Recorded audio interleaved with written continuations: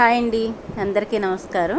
ఈరోజు నా ఫ్రెండ్ ఒక మంచి హెల్దీ ఫుడ్ నాతో షేర్ చేసుకుంది. తను ఒకసారి మాటల్లో నాకు చెప్పినప్పుడు తను మళ్ళీ చేస్తే కనుక వీడియో చేసి నాకు పెట్టమని అడిగాను. ఇప్పుడు పెట్టింది. తను ఏమేమి వేసిందో చూపిస్తున్నాను. మంచి హెల్దీ ఫుడ్ అండి. బియ్యం, మీరు కావాలంటే బ్రౌన్ రైస్ కూడా వేసుకోవచ్చు, కందిపప్పు, పెసలు, గోధుమ రవ్వ, మూన్ దాల్ రెడ్ది, పెసరపప్పు కూడా రెడ్ది, కందిపప్పు ఎరుపుది, ఇంకా కొర్రలు, మీకు జొన్నలు, ఏం మిల్లెట్స్ ఉంటే మీ దగ్గర అవన్నీ వేసుకోవచ్చు.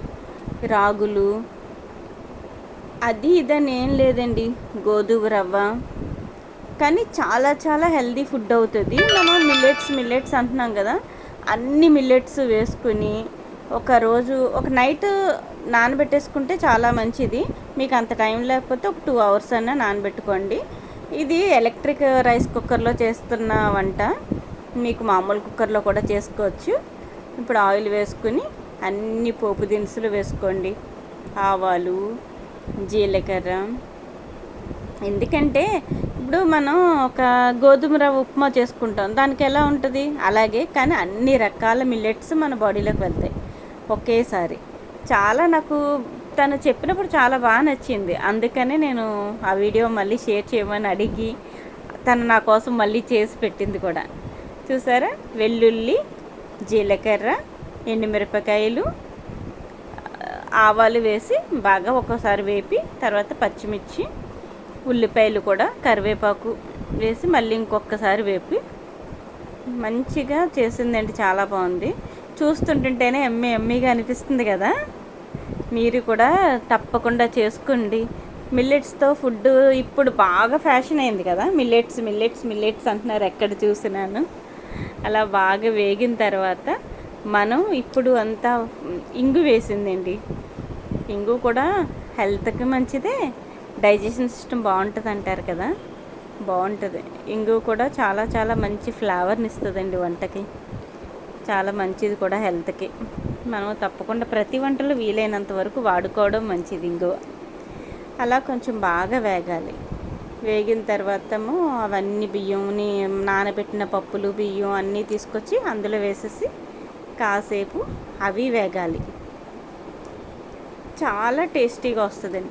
మీరు కొన్ని విషయాలు ఇందులో మీకు కావాలంటే మార్చుకోవచ్చు. ఏంటంటే మనం వైట్ రైస్ బదులు బ్రౌన్ రైస్ వేసుకోవచ్చు. ఇంకా మీకు కావాల్సిన మిల్లెట్స్ ఏమైనా ఉంటే అవి ఇంకా ఎక్కువ వేసుకోవచ్చు. ఇందులో రైస్ని తగ్గించి ఇంకా వేరే మిల్లెట్స్ కూడా ఎక్కువగా వేసుకోవచ్చు. ఎలా కావాలంటే అలా వేసుకోవచ్చు. ఇలా బాగా వేగిన తర్వాత కాసేపు మూత పెట్టి ఉంచాలండి. అలా కాసేపు మూత పెట్టిన తర్వాత మళ్ళీ ఒక్కసారి కలుపుకొని, మీరు పొడిగా కావాలా మెత్తగా కావాలా అనేది దాన్ని బట్టి మీరు డిసైడ్ అయ్యి వాటర్ వేసుకోండి. 1కి 2 వేసుకుంటే పొడిగా వస్తుంది. 1కి 3 వేసుకుంటే మన ఉప్మా స్ట్రక్చర్లో వస్తుంది అన్నమాట. మీకు అది మాత్రం మీరు చూసుకుని వేసుకోండి. పచ్చిమిరపకాయలు పైన వేసింది, కొంత మిరియాల పొడి కూడానండి. మిరియాల పొడి వేయగానే మంచి ఫ్లేవర్ వస్తుంది కదా, చాలా బాగుంటుంది. మిరియాల పొడితోటే ఆ టేస్ట్ మంచిగా వస్తుంది.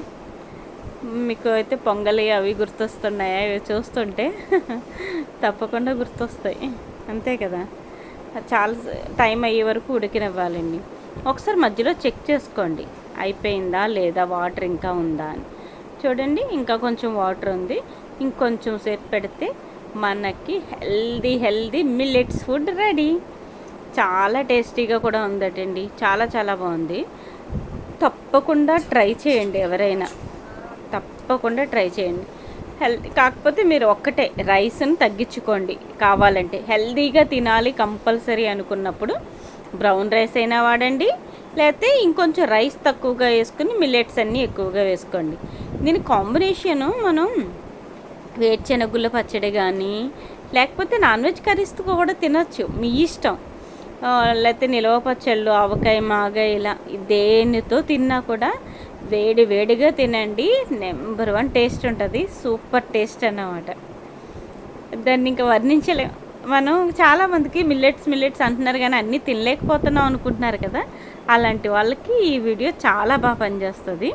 తప్పకుండా ట్రై చేయండి. మీకు కూడా ఎవరైనా తినాలనుండి మిల్లెట్స్ ఎలా వండుకోవాలో తెలియట్లేదు అన్న వాళ్ళకి షేర్ చేయండి. ఓకే అండి, బాయ్.